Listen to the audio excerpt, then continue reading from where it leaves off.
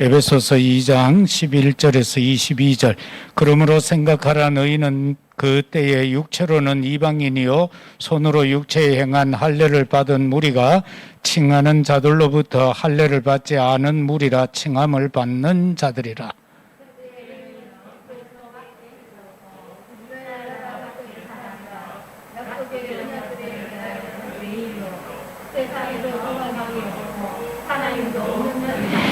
이제는 전에 멀리 있던 너희가 그리스도 예수 안에서 그리스도의 피로 가까워졌느니라.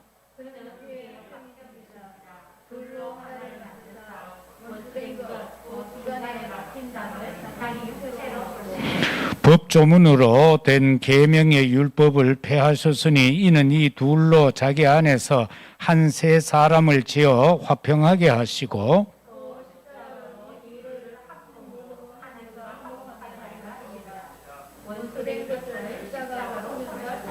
또 오셔서 먼 데 있는 너희에게 평안을 전하시고 가까운 데 있는 자들에게 평안을 전하셨으니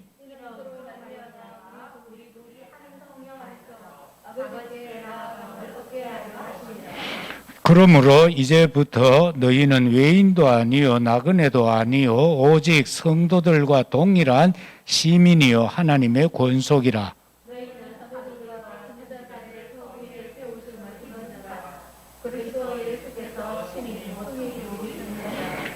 그의 안에 건물마다 서로 연결하여 주 안에서 성전이 되어가고 너희도 성령 안에서 하나님이 거하실 처소가 되기 위하여 그리스도 예수 안에서 함께 지어져 가느니라. 아멘. 오늘 본문 말씀을 가지고 하나님과 화목할 수 있습니까?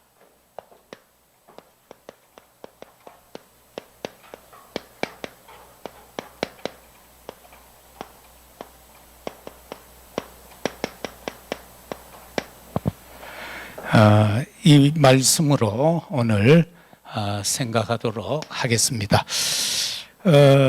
우리가 서론적으로 몇 가지를 살펴보면은 하나님과 화목할 수 있겠느냐? 그러면은 처음에는 어떠했나라는 겁니다. 처음에 하나님께서 창세기 1장을 통하여서 창조하십니다. 너무나도 아름답고 보기 좋았죠. 그래서 여기에는 하나님의 축복이 기록이 되고 있습니다.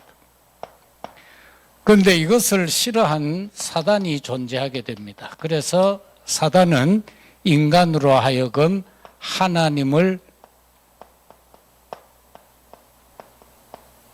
떠나게 만듭니다. 그리고 네피림 시대를 통해서 인간 스스로가 자유롭게 살도록 만들어버립니다. 하나님 없는 자유입니다. 그러면서 더 나아가서 바벨탑 사건과 같은 것들을 통해서 하나님께까지 도전하도록 만들어버립니다.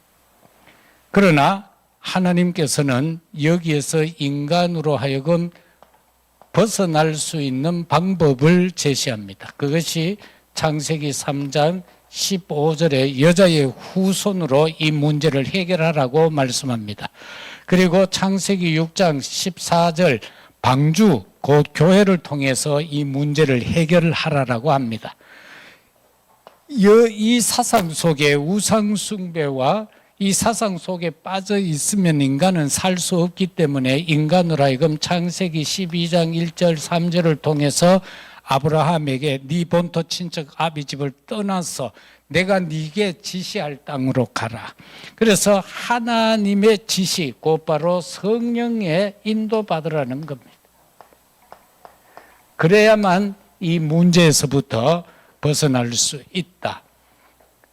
그리고 예수 그리스도를 통해서 분명히 우리에게 전달하는 것은 그는 와서 우리를 하나님을 떠난 인간을 살리기 위해서 십자가에서 죽을 것이다. 그런데 사흘 만에 부활할 것이다.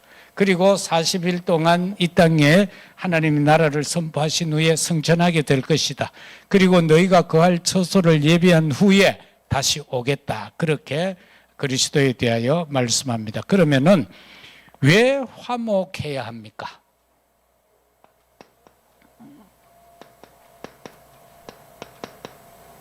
그냥 살면 되지 왜 화목해야 돼요? 그 이유는 딴 거 아닙니다. 요 나쁜 사단이 있습니다. 이 사단은 계속해서 사람을 속이고 있습니다. 거짓말합니다. 왜냐하면 우리가 왜 화목해야 되느냐? 하나님을 알지 못하면 사단의 자녀로 살아갈 수밖에 없습니다. 그리고 어둠의 자식으로 살아갈 수밖에 없습니다. 그렇기 때문에 우리는 화목해야 합니다. 그리고 왜 화목해야 합니까? 세 가지 사건 해결을 위해서.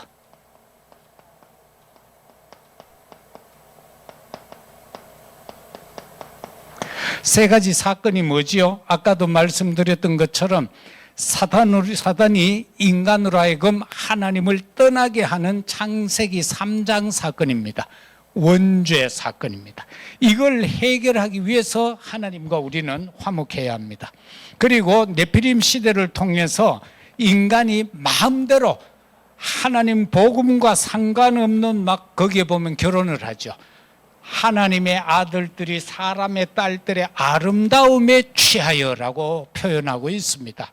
오늘 또 이러한 문제 속에 많이 빠져들고 있고요. 그 다음에는 막 우상 숭배하면서 어떻게 하죠?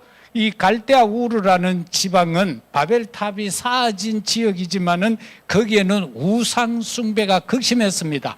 아브라함 아버지도 역시 거기에서 우상 만드는 그 장사를 했던 겁니다.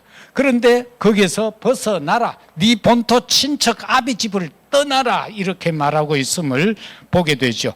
이 사건을 해결하기 위해서 우리는 하나님과 화목해야 된다라는 겁니다. 그리고 세 번째 화목해야 될 이유는 뭐냐? 형상 회복을 위해서다. 인간이 처음 창조되었을 때는 하나님이 보시기에 너무 아름다웠어요. 그래서 아담 하와에게 모든 거 다 맡겨버려요. 그런데도 불구하고 하나님을 사단한테 속아서 하나님을 떠나게 되죠.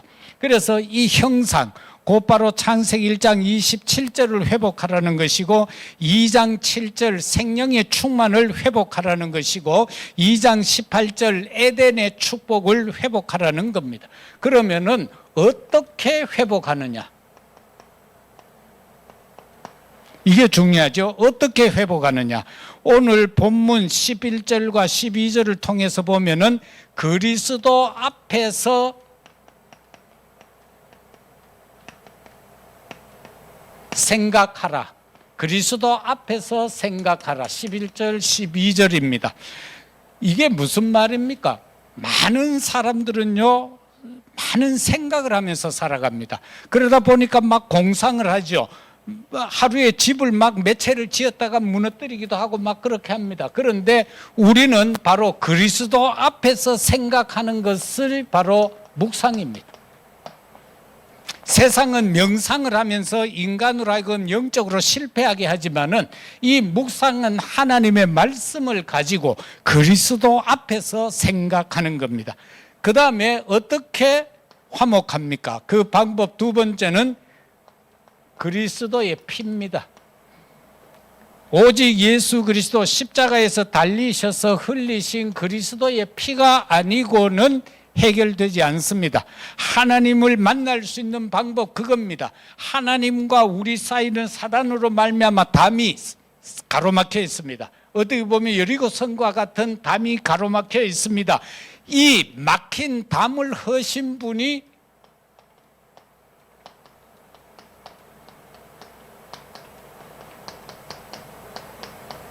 바로 예수 그리스도다라고 14절은 우리에게 말씀하고 있습니다.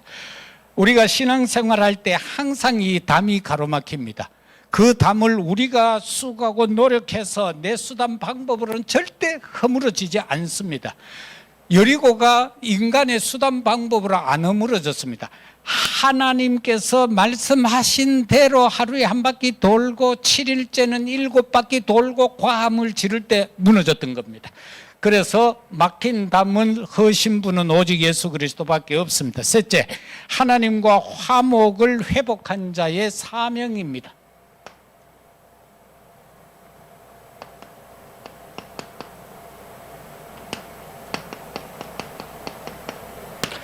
자, 우리가 하나님과 화목되어졌습니다. 그러면은 우리가 어떤 삶을 사느냐? 17절에 보면은 평안을 전하라. 하나님과 화목이 없으면요, 절대 심령이 평안할 수가 없습니다. 내 마음의 평안은 오직 예수 그리스도를 통하여 오는데 이걸 전하라는 겁니다. 이게 우리의 사명입니다. 둘째는 신분 권세가 회복된다는 겁니다.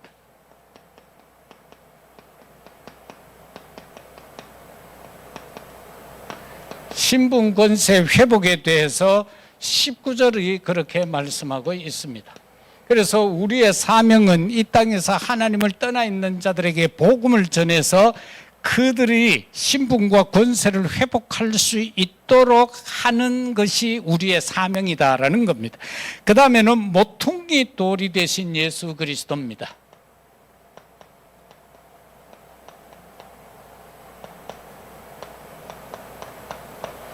여기에 대해서는 20절에서 22절입니다.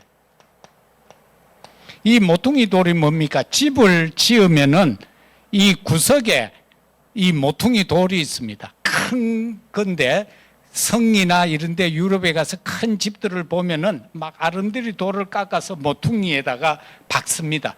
그걸 가지고 모든 집에 연결이 됩니다. 다시 말하면은 우리 교회는 예수 그리스도가 모퉁이 돌입니다. 따라서 우리 성도는 각자가 교회잖아요. 그런데 이거를 한 몸 지체되게 하는 것은 예수 그리스도라는 겁니다. 그래서 우리 모두는 예수 그리스도로 연결될 수밖에 없습니다. 그것이 우리의 사명입니다. 그리스도로 하나 되어져 가는 그 사명을 말하는 겁니다. 그러면은 하나님과 화목할 수 있습니까? 그랬는데 화목할 수 있습니다. 그러면은 결론은 뭡니까? 결론은 딴 거 없습니다. 오직 예수 그리스도만 바라보라.